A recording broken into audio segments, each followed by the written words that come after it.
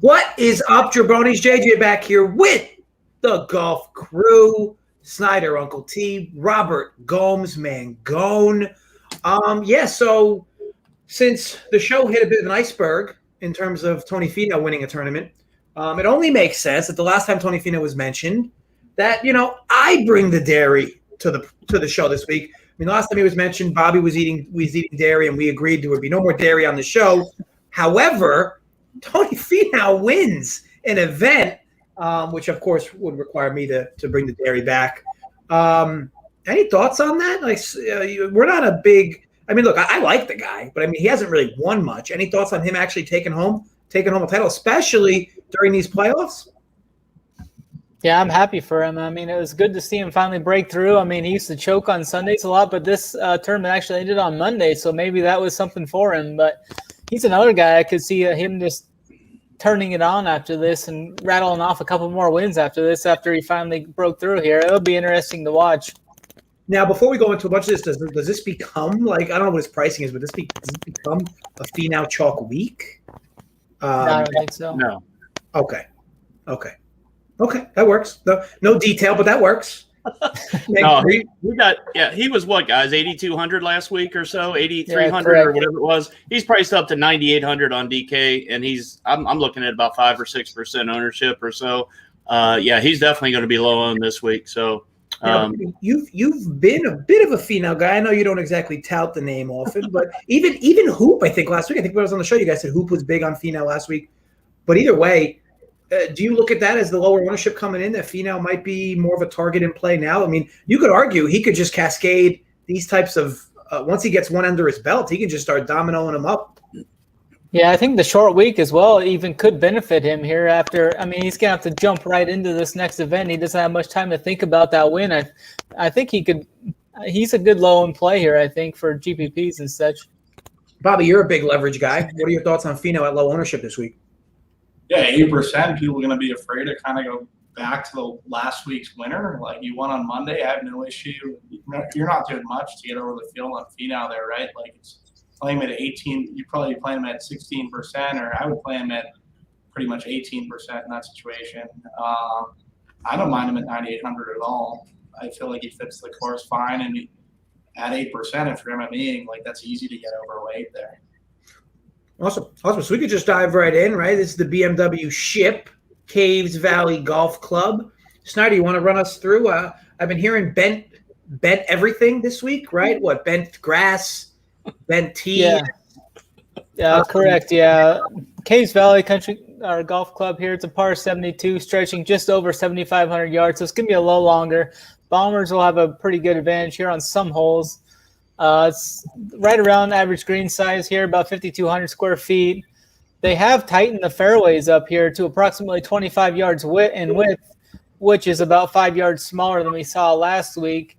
And they've added some bunkers here too, and they've repositioned some of these bunkers to fit some of what the expected driving distances are going to be, which will be around that 300 to 340 yards off the tee. And these new fairway bunkers are positioned right in those landing areas, so that'll be interesting to look at. Yeah, bent grass surfaces here. I think they're going to run right around 12.5 to 13 on the step meter, which is pretty fast. 5 holes will have water in play here. And I'm hearing some reports of the rough here could be up to 5 inches deep in some spots, so that could present challenges for some of these guys. More so around the greens is where I'm hearing that the rough's going to be pretty thick around the greens, and it's kind of like a mixture of fescue and bluegrass, which can be really tough to hit out of. You can get some really bad lies at times in that. So around the green game is going to definitely be important, I think. It's a Fazio design. The obvious correlation is going to be a Quail Hollow. Shadow Creek's another one. But was that in English? Did you just talk a different language, or are we still English? Did I say correlation? The correlation to this course will be. I think it was like the aqueduct or whatever was mentioned in reference to the course, but maybe it's just me. You also mixed in Fazio, I don't know what language that's in. I mean, I didn't know if you were giving me an Italian pastry. So yeah, he's a famous architect. He's done a lot of golf courses. They're going to have a few par threes that are over 220 yards. They're going to have some drivable par fours here. I'm not sure how many people are going to actually attack him because there is some danger around these greens if you elect to take on that. Many people are projecting like a birdie fest here, like a projected winning score of around 20 is what I've seen around the industry. I think it's going to play a little tougher than that. I'm looking for like a -9 to -12 winner here. I think with the elevation changes, there's tree line fairways on some of these. This rough could be playing tougher. I'm looking for a lower score than projected by others. Strokes gained approach off the tee, around the green, opportunities gained. There's some stats I'll be looking at.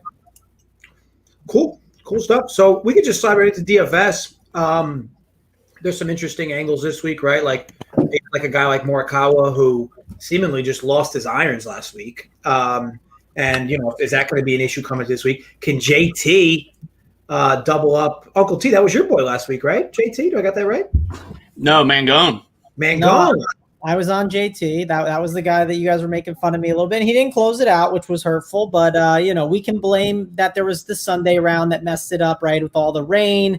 And we can just blame that because that's the easy thing to do, JJ. That makes sense to me, honestly. And if you don't think it makes sense, Tony Finau ended up winning. So, yeah, I think it makes sense.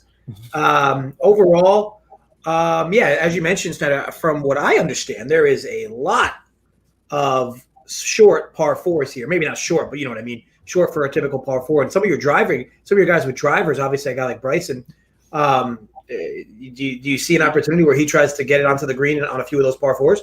I think a few people that might will not be a attack good question for Snyder, but no, I think Bryson will attack a lot of these holes. I mean, there are, I think, 6 par fours in that 450 to 500 range. So you'll see long iron play come into play on some of these, but there is 3 drivable par fours, which will be attacked by like guys like Rory and Bryson. I think maybe a couple others challenge it. Cam Champ or some other guys like that, I think will take on these greens. Cool. So DFS-wise, Bob, we'll start with you. Who are like a high-price guy you're targeting, maybe even a low-price guy, or just, anyone in between, I guess, that you like this week in DFS? Yeah, Rahm just stands out off the bat. Like, he's just such a good play, and obviously with Bryson being down at his price tag, 9,300, he's going to be extreme chalk. It's kind of construction starts with Bryson. Like, what do you do with Bryson? For me, I'll probably just field him. I know driving distance is huge here, but ball striking is also. I like Victor Hoblin in that range. I like Patrick Cantley in that range. Abraham Ancer, no-cut event, consistently crushes no-cut events. He always has that one day where he's going extremely low. So, like Ancer, he's down at 8,700 as leverage off of Bryson. Usually in these golf tournaments, at the chalkiest guy, I'm just trying to fade because the variance is so high, especially when you're multi-entering. So guys around Bryson, I talked about Rahm. I think he's going to be chalky regardless. But Victor Hoblin, Abe Ancer, Patrick Cantley seems pretty chalky. But if I had to rank the 4, it'd probably be Rahm, Hoblin, Ancer, Cantley. Those would be guys I'd be trying to leverage Bryson. I love it. And Mangone gets slide too, because I can appreciate Bobby giving out a few different names there. That's almost your thing. You give out 27 names on a DFS options, and I can appreciate somebody else taking that stab. Who do you like here for DFS, Mangone? Yeah, I mean, maybe I'll just keep staying on Brandon. I won't mention all the golfers. I'll just knob slob over Bryson while I watch Snyder over here just like literally crawl into a ball. So Morikawa had that back injury. Oh, no, he had a bad round. The back hurt. Great excuse there over there, Snyder. Listen, the big boys are showing up this week, and that's Big Daddy Bryson. This is his kind of course, right? It's the bomb and gouge it kind of course. This is the perfect spot for him. I mean, I absolutely love Bryson here, and it's good to see the putting is back. I mean, Snyder always likes to be like, well, he's putting like a donkey or he's doing this. Some of the stuff is turning back in his favor. So maybe the COVID helped. Who knows? But I'm on Bryson this week. I don't care if he's chalk. Didn't Bryson lose 3 strokes putting last week? I don't know. I don't know if that's certain, but I think overall, I'm talking maybe he did, but I'm talking like if you look, I think overall, like the last 4 or 5 rounds, like it's coming back. It's not where it was, I should say, right? Because he was lost for a little bit. Like it seemed like his game was all over the place. But Bryson's too cheap too, 9,300. Definitely worth playing. The one thing I want to talk about, and this isn't really DFS, it's more the betting outright, but Jon Rahm is like 6-1, while the next closest guy is 18-1. And like when you're looking DFS wise, like there's just a lot of value in just basically playing Jon Rahm. And like just getting a guy that's probably going to easily top 10 or top 5, like the dude is just absolutely locked in, especially on a site like FanDuel. Like you're just crazy to fade John Rahm, I think, on that site. And then JJ, I'm going to give you a value play all the way at the bottom that I think is a pretty good one. This is a good week to dive into that 6K range at least once because we have a no-cut event, so you can take some shots. You want to have a lot of the guys that are in that top 10 for the placement.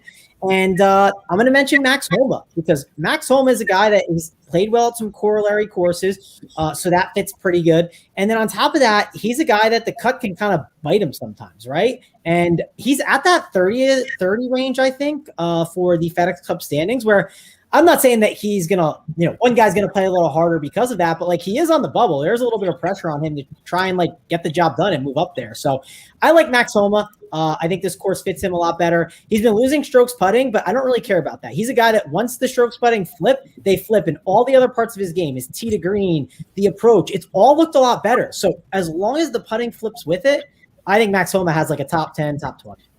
I like it. Somebody at the top, somebody at the bottom.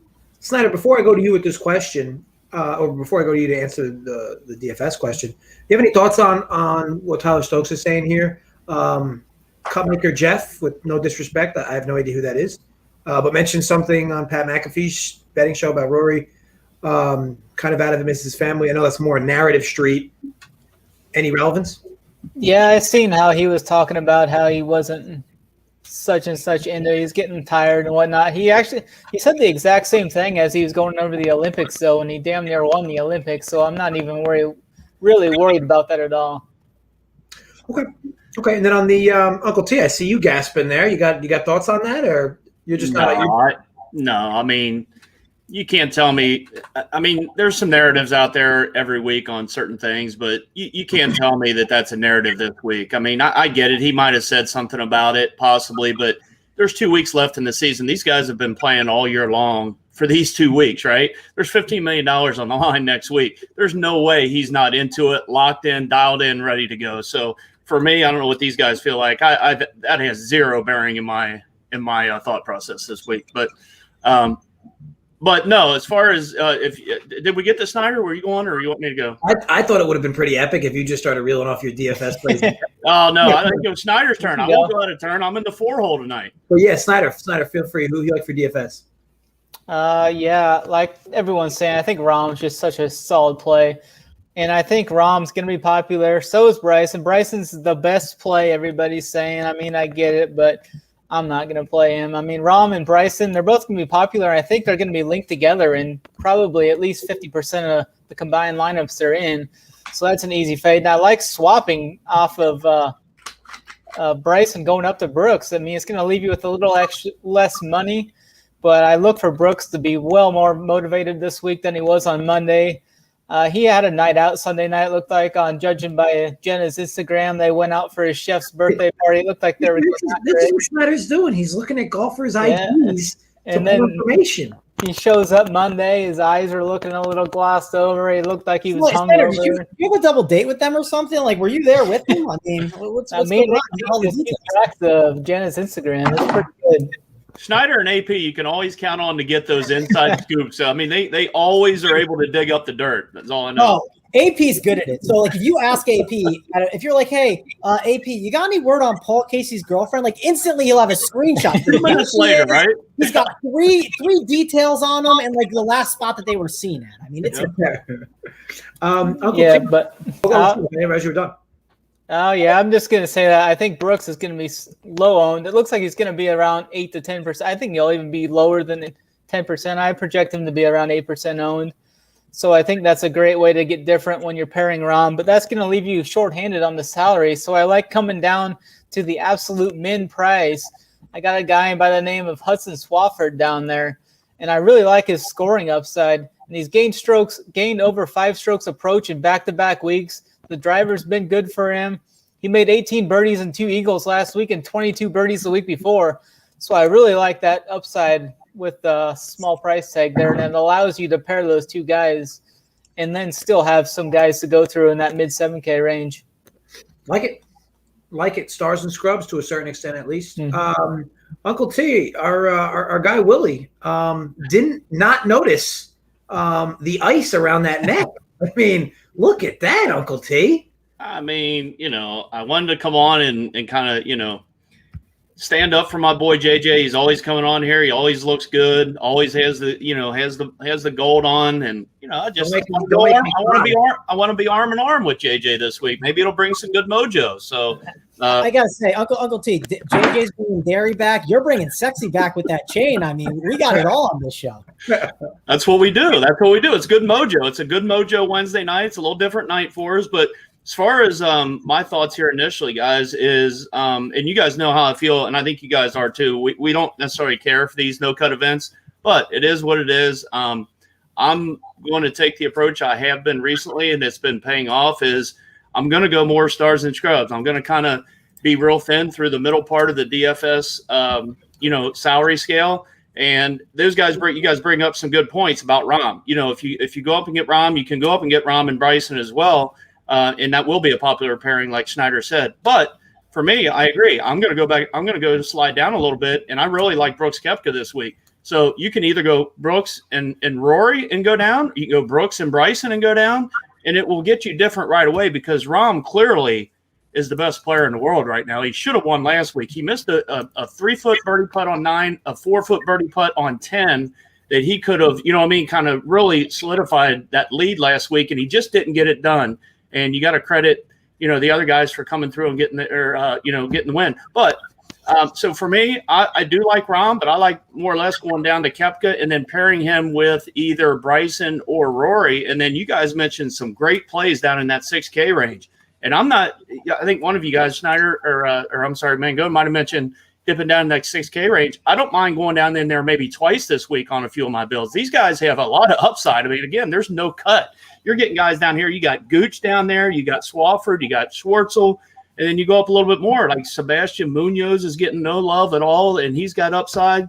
But one of my favorite plays down there, I don't want to name too many guys because JJ will get on me, Charlie Hoffman. He made, I think, 25 or 26 birdies last week. And, his around the green game is what's really been holding him back as far as really getting into the hunt on Sunday. So I think Charlie Hoffman is he'll be popular probably, but I think for his price tag, I think he brings a lot of value to the table from a DFS standpoint this week.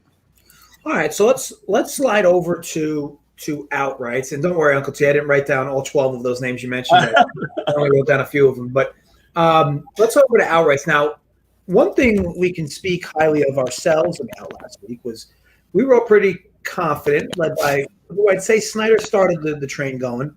But we wanted to go with somebody who was basically between 20 to 30 to 1. And I believe Finau was 28 to 1, 34 to 1, something in that area. I think some people had him way higher than that. I think he was longer. Some of the sharper books had him maybe in that 30 or 35, but some of the softer books had like 60 or 50. Yeah. Was he really that high? Wow. Okay. Yeah, it depends on what book you were at. So we were on the page of, in these, top heavy tournaments, it made a lot of sense to target that range per se. This week, I mean, do we just kind of continue down the range where it's like, hey, still continue to target guys that are 20 to 30 to 1? I will say, you don't often see, and I'm by no means a golf guy, but you don't often see a line with this much disparity at the top. I mean, it's like Rahm or bust. I mean, do you see any value? Well, I guess we could talk about it, but the way I see this is maybe you can give two guys who you actually think is going to win, maybe a longer shot. I don't think that longer shot has to be more than 51, to be honest. I think it's the best shot that you think has the most value. That could be a guy that's 20 to 1, 30 to 1, whatever. Obviously, it looks like a tournament that's Rahm's to lose. But with that said, maybe you get a little creative and you like somebody if they have value. Bobby, who do you think holds value here outside of the name? I think we can all agree that Jon Rahm is the big favorite, and he probably wins the tournament more or less. But who do you have as the most value at their current price to win this tournament? Yeah, like I said, to kick off the show, and Victor Hoblin, 35 to 1's moved up to 30 to 1. Ball striking's great. Been a top 15, like just absolutely crushing in terms of like his finishing position. The issue would be around the green, but like I said, ball striking, driving, I have no issue with. I like his price in DFS, and I think he's great leverage off of Bryson. So maybe that's making me a little bit more bullish towards Hoblin, but I also think he's ready to play. Like he didn't play he had a bad Sunday pretty much. If he doesn't have a bad Sunday, then he's much chalkier. And I just think he's in good form outside of last Sunday. So I'm interested in Hoblin at 35-1. I'll just give one name. I like it. Mangone, you kind of follow the same thing. Like I said, I think that it goes without saying Rahm's the big favorite, but who's a value guy you think's got the most value to win on your end? Yeah. So yes, Rahm is definitely the guy. I still want to live in this range that we kind of talked about, like that 20 to 30 to 1. Like there's just so many guys that you can like pepper in there that I'm perfectly fine with.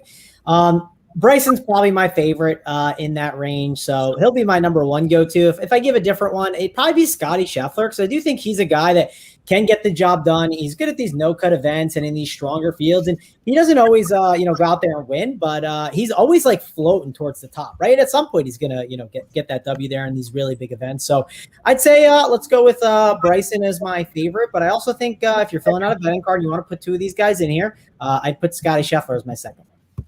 Right. Like it, Snyder, how about you? Who do you have as value to win in this tournament? Yeah, I'm looking to target that 20 to 35 area range, and you can get Brooks at 25-1. I like that price tag on him. I like Rory at 25-1 as well for that price tag. I think they both have. I mean, the last time we saw Rory at this odds, he won Quail Hollow, which is a corollary course to this. So I like that factor going into here. Brooks, I mean, he's got the upside. I think he's one of the guys. I mean, nobody's ever really played this course. And I think Brooks is one of those guys that can just walk onto a course, walk through it once, and just immediately be able to attack this place. Now, Snyder, you consider yourself a Brooks Koepka guy? Yeah, Brooks and Morikawa are my two guys that I just ride or die with every week. Yeah, it's hard to tell. But I can respect it. Profitable though. You just go back to the wall. Those colors don't run. Uncle Winning's T, good. That's right, Uncle T. Who's your value to win this? Yeah, they bring up some good plays, but for me, I'm going with that same range like you guys have been talking about. Brooks Koepka 25-1. I'm looking right now on DK Sportsbook 25-1 on Brooks Koepka. It just feels like that screaming value, even though he's the sixth highest priced DK guy. He's probably got the seventh longest or shortest odds, but 25-1. It feels like he's usually in that 12, 14, 16-1 range. You get him at 25-1. Louis Oosthuizen. I want to give Louis a call out here because I know JJ likes Louis. He's 25-1. So you're telling me that both him, and I get it. Louis been great. He's had probably a career year. But you tell me both of them guys right now are the same odds, 25-1. I would take Brooks Koepka 10 out of 10 times, and that's just me. So for me, I'm gonna take him, and really I don't have any other guys down below because I do think the winner comes out of this probably 25 to 30 and up range. So I don't think any of them other guys down there are worthy of a mention. Okay, cool. Yeah, Brooks has been quite a popular name said throughout. And I find that interesting because we could slide over to top 20s where he's only minus 125 to slide into the top 20. But Bobby, your boy Hoblin, I believe, is somewhere near the top here, right? Your boy Hovlin's plus 110 to T20. Is that something where you're just going to keep going back to the well there, or do you have a different name in mind for top 20? No, I'll probably just – I'm not going to go back to Hoblin. I'm trying to pull up DK Sports right now. Someone else want to jump in for the top 20? Sure. Yeah, Mangone, you any top 20s you like or don't like? Yeah, week? I mean, let's go back to a guy I just talked about. It's Scotty Scheffler. He always is towards the top in these, and he's a little bit longer off the tee too, which, again, long off the tee is going to be important here. Being able to take advantage of these courses. So, I think that Scotty Scheffler is a guy that I'm going to go to here for the top 20. And I got the FanDuel book up right now, and we got plus 100 on that. So for top 20, I'll go with Mr. Scotty Scheffler there. I like it.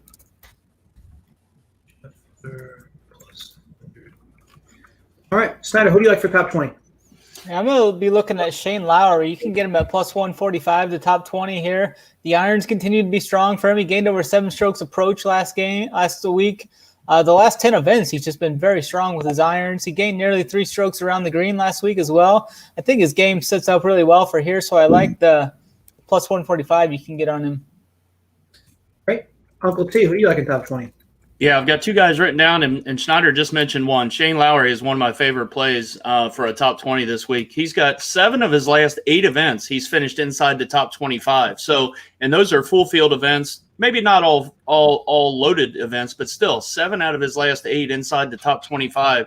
That means this guy is playing some really good golf. So I agree with Snyder on Shane Lowery. I'll give one more, and it's Mangone's call at the beginning, though. You get Bryson DeChambeau for a top 20. We like the value that he brings as an outright this week. I know Mangone does. But plus 100 is what I'm seeing on DK. So you basically get even odds on Bryson to finish inside the top 20. I think that's a real good call. Vegas just doesn't hand out money. I think there could be something to that line. Like I always say, Snyder, my DMs are always open. Yeah, apparently Uncle T Sportsbook hands out money, Snyder. So slide in and join the Uncle T Sportsbook. I'd take Brooks, or he doesn't want to go against Brooks, but because we already talked about Snyder. We already talked about this. Taking Bryson in head-to-heads is not the smart way to bet him. This is what we talk about on this show. Uncle T listens. He's a winner. So you don't bet Bryson in head-to-heads.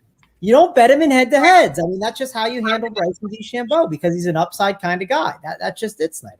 I know my Venmo is ranked 2 weeks in a row from Mr. Snyder, so Uncle T appreciates his cheese. I had to give you a little bit back after getting you. What was it, Bobby? About 8 weeks in a row, Morikawa won? I think it was about 8, right? It was like 3. You guys, I think it was 3 about or 8. Uncle T, you got a Venmo streak coming your way, just like the birdie streak. Here we go. Bryson going to be Morikawa. We're going to end that. You see, I mean, Uncle T doesn't deserve the slander. Like he doesn't do anything to warrant the slander, and it won't be tolerated on this show. It just won't be. Not on this one. It might be on the next one, but not on this one. Robert, top 20. What do you like? Yeah, Uncle T hit on him in the beginning of the show. Charlie Hoffman, I like him plus 170. T21 last week. Top 20, I think it's definitely viable. So I don't mind going to Hoffman at plus 170. I think that's a good number. Now, I don't have the data, as the nerds will say, in front of me. But Louis, my boy, minus 125 to T20. I mean, it's as far as him, dropping out of the one tournament.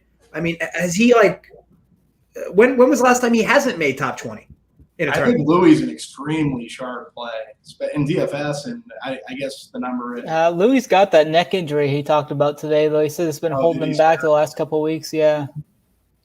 Morikawa's the back too, right, from Tokyo? Oh, yeah, but I seen an article came out yesterday. They interviewed him, and he said that, he did pull a muscle on his back at the Olympics, but he's been working on it the last couple of weeks, and he's swinging pain-free the last 2 weeks. He just had a hitch in his swing last week because he had to alter his swing during that back pulled muscle, but he says he's back to normal now, so I'm going to be looking to buy in on him. I mean, at least until he double bogeys, right, Uncle T? Double bogey. Oh, that back again. Tighten up. I can't help myself. I was hoping you jumped in so I didn't have to be the bad guy again. But yeah, I mean, this is an unbelievable. The guy is bulletproof from January to last week or the last couple of weeks, and then all of a sudden the game starts to go just a little bit, just a tick, right? And then all of a sudden here come the back injury. So I'm not buying it.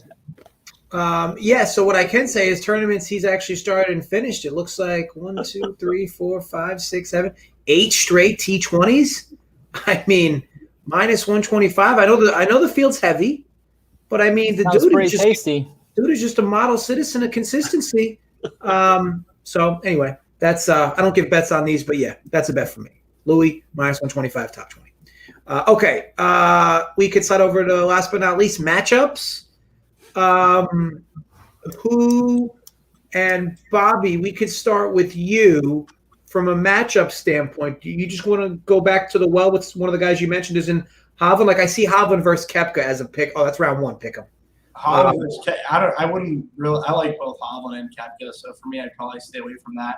Abe Answer versus Cam Smith. We've seen Cam Smith absolutely choke on Monday versus Tony Finau. I don't mind Answer. In regards to Cam Smith and taking the minus 105. It's not the greatest number, obviously, but I like Answer this week, especially no-cut events. He's been dominant, so I like that.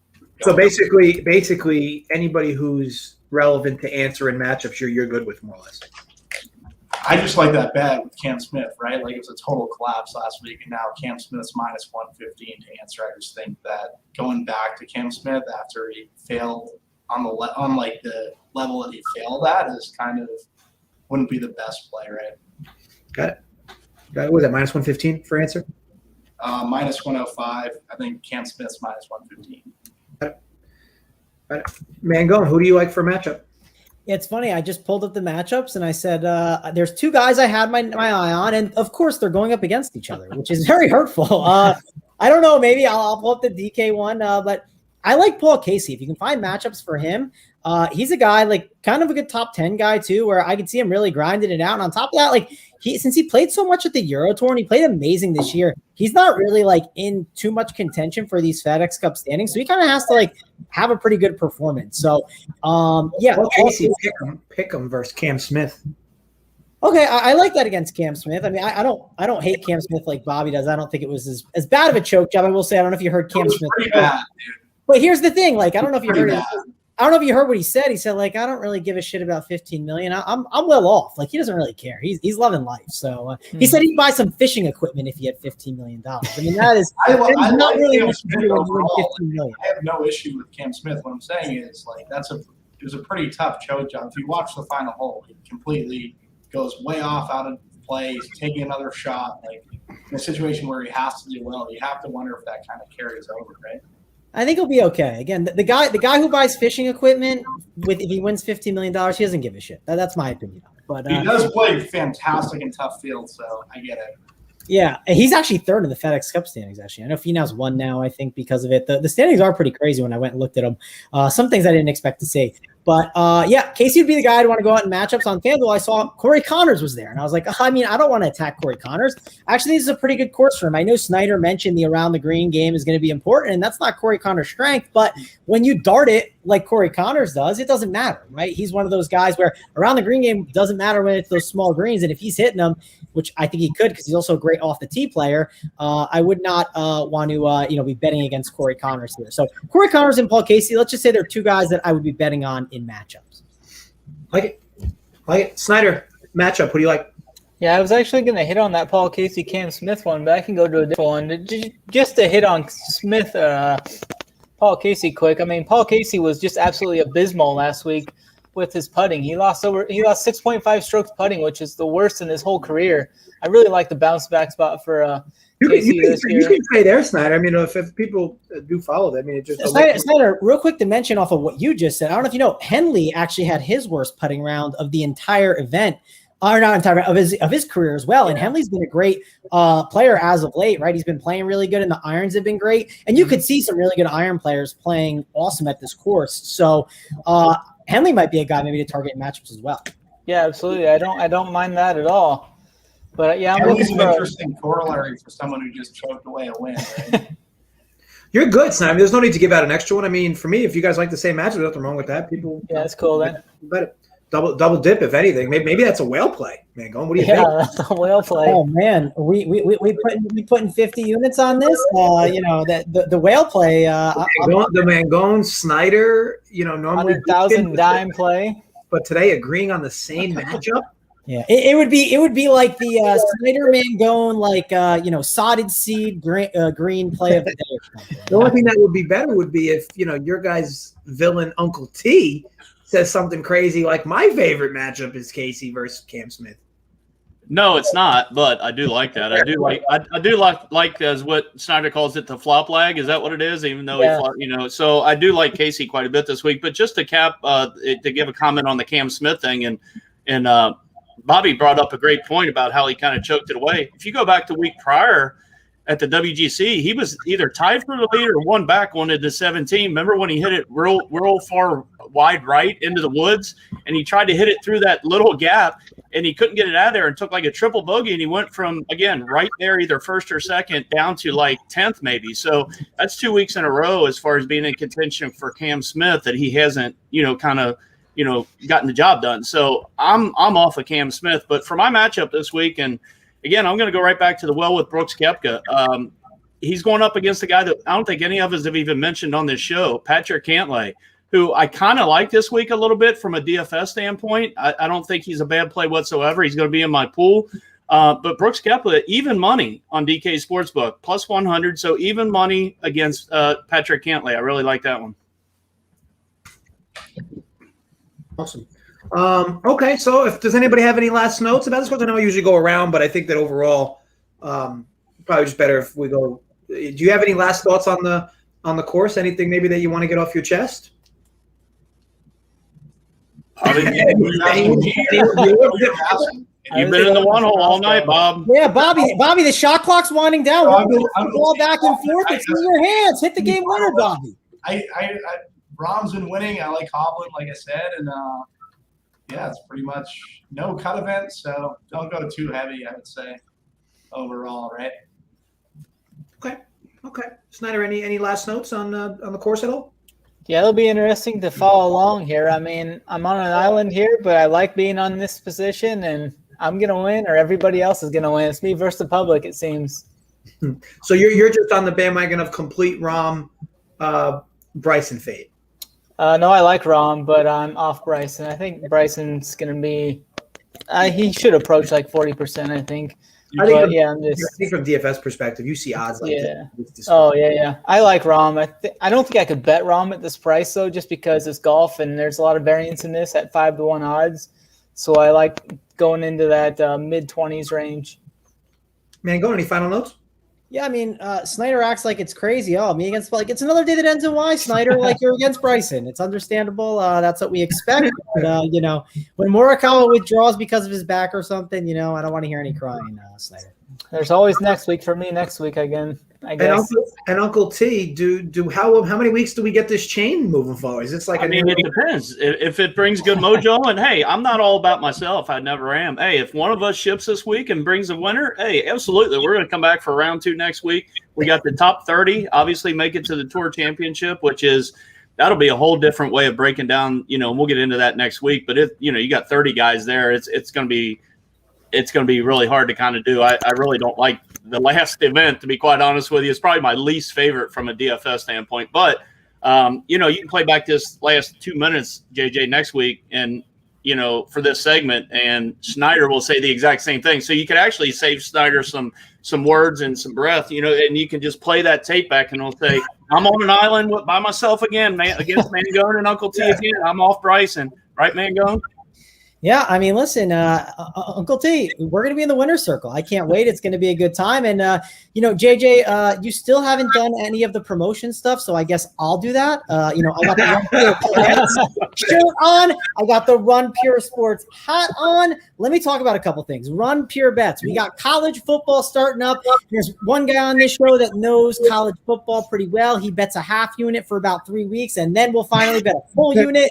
That is our boy, Uncle Dunkle. He crushes the college football streets. So be sure to go sign up. You can use the code RPS NFL 15 to get 15% on the bet side. You can also get it on the DFS side as well. And if you want to get some of the DFS winners, I believe Big T is going to be going live, at some point here tonight on the premium side, talking some PGA winners. So I'm sure I'll hop on at some point over there. We'll have a bunch of people on and talking, having a good time, and don't miss out on that. And JJ, you got to tell the people to give what? What do they got to give at the end of the show? Thumbs up. Mangone, don't be so modest. You were heavy in the CFB streets last year, if I remember correctly. Was seeing your username quite a bit in a lot of tournaments. I'll be there. Yeah, I'll be in there right with you. We'll be diving in. You'll see the Run Pure logos in first and second, holding hands. I'll let you have first. I'll be that kind, JJ. I'm the only one who's allowed to be modest on this show. The rest of you should be consistently pounding your chest. So, Mangone, from you especially, that won't be tolerated. Hold on, JJ. Hold on. Before you go, we got a Mangone burner account in the chat. Samantha. Is that one of Mangone's burners? I mean, this is a joke. It's becoming a weekly thing, Mangone. It's one of Mangone's. You dial up your burners.